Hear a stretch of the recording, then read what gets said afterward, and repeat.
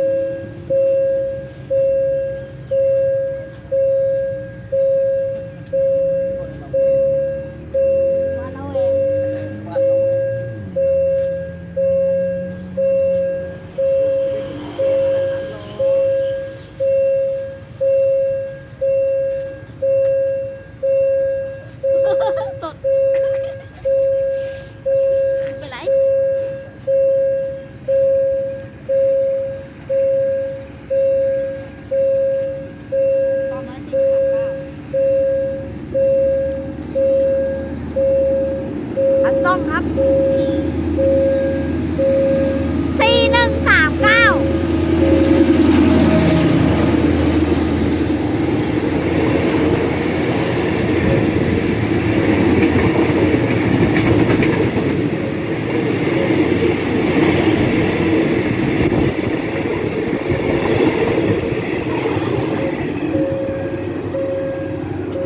ขบวน257ครับได้แก่หมายเลข